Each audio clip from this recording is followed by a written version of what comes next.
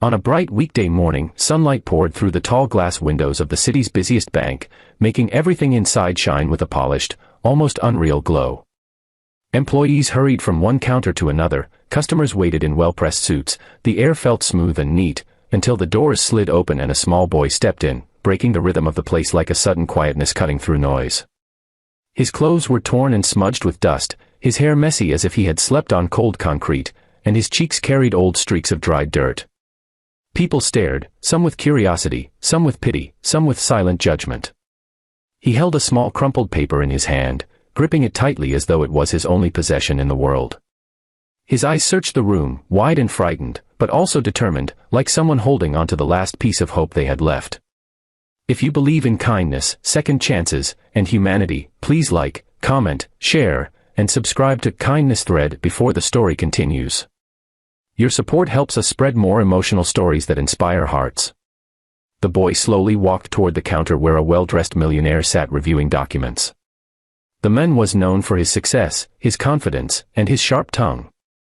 His laughter often echoed across the office whenever he encountered something he found ridiculous or beneath him. People around him usually stiffened when he shifted his gaze toward them. But today, he was too busy boasting to a colleague about a recent business merger, his voice full of pride and arrogance. When he noticed the dirty boy standing a few feet away, clutching the slip of paper and looking up timidly, he paused, stared, and then burst into laughter that was far too loud for the silence around him. The employees exchanged uneasy glances, some covered their mouths, others shook their heads, but none intervened. The boy didn't react, he simply waited for the noise to stop, his small fingers trembling slightly around the paper. The millionaire leaned back in his chair, still chuckling, but the boy stood firm, as if refusing to be shaken by humiliation. Behind him, a few people shifted uncomfortably. A woman near the entrance whispered something to her coworker, and two guards near the revolving doors exchanged a quick look but did nothing to stop the scene. The boy looked nerves and exhaustion, as though he had walked a long way just to reach this place. His face held a hunger that had nothing to do with food. It was the hunger of someone who desperately needed answers, someone who could not afford to walk away empty-handed. He stepped closer to the counter, raising the crumpled slip again, but his hand shook. The sunlight from the large windows behind him created a faint glow around his silhouette, making him look like a small, fragile figure standing alone against a world too large, too cruel, and too indifferent. The millionaire finally stopped laughing long enough to gesture dismissively toward the screen. The boy gently placed his slip on the desk. There was something unusual in the way he moved, careful, almost respectful, like someone who had been taught to value every little thing. Life had clearly been unkind to him. His clothes showed signs of nights spent outdoors, his skin had the dryness of someone who seldom had water, and his expression revealed a loneliness far older than his age. But beneath it all, his eyes carried resilience, a spark that refused to be extinguished. He had come here with a purpose, and no laughter or humiliation would push him away. The banker overseeing the counters hesitated, then picked up the slip, typed the numbers into the system, and connected the boy's identity to a long-forgotten account. The millionaire leaned closer with amusement, expecting a balance of a few coins or perhaps nothing at all. People nearby were now paying attention, either out of curiosity or sympathy. The hall was quiet enough to hear distant footsteps and the beeping of the teller machine 2 counters away. But then, in the next second, the banker stiffened. His hands hovered above the keyboard. His eyes widened slightly before shifting toward the millionaire. The silence deepened, stretching long enough for everyone around to feel the tension. The boy looked up anxiously, sensing that something had changed. His breath caught in his chest. The millionaire's smirk faded slowly, replaced by a puzzled expression, and then shock.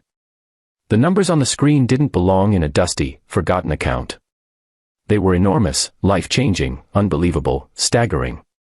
The millionaire leaned in further, eyes narrowing in disbelief, his earlier laughter dying completely in his throat.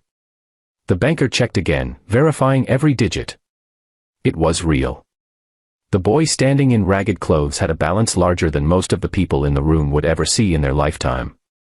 Whispers spread through the hall like a gust of wind. Customers turned their heads, employees froze mid-task, and curiosity replaced judgment. The millionaire's colleague tried peeking at the screen, but the millionaire held up a hand, his pride trembling as reality hit him hard. The boy, confused by the reactions, shifted his weight anxiously. He didn't know what the balance meant, he only knew it was important. It was all he had left from his parents, parents who had passed away suddenly, leaving behind nothing but a sealed envelope containing account details and a promise that, someday, this will help you. The boy had carried that envelope for months, homeless and wandering, too afraid to trust anyone but too desperate not to try. The millionaire straightened slowly, the weight of guilt beginning to crush him. In that moment, he realized the cruelty of his laughter, the foolishness of judging someone by appearance, and the shame of mocking a child who had suffered more than most adults ever would. He felt something he hadn't felt in years, humanity poking through the walls he had built around his heart. The boy looked at him again, not with anger, but with quiet hope that someone would finally explain what was happening. That look shattered the last piece of arrogance in the millionaire's chest. Softly, almost tenderly, he instructed the banker to guide the boy through the entire process, how to access his account, how to withdraw safely, how to secure the funds, and how the bank would protect him going forward. His voice lacked its usual sharpness, instead, it carried responsibility. The people who had been staring earlier now lowered their eyes, ashamed of their initial reactions. The atmosphere shifted, from ridicule to remorse, from judgment to respect. Outside, the daylight was still bright, but now it felt warmer, more hopeful.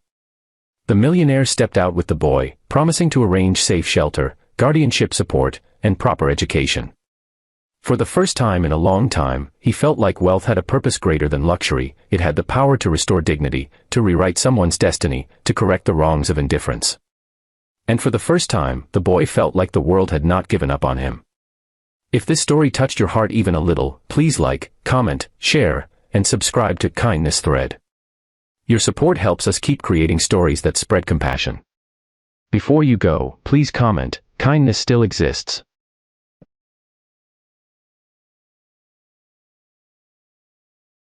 A este ritmo, a 8 minutos quedarse afuera, más acelerado.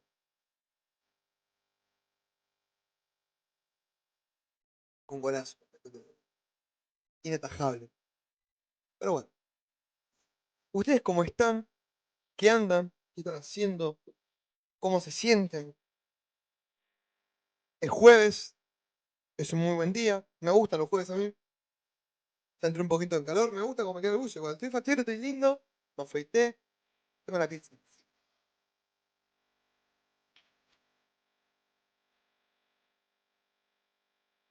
Se me cayó el auricular.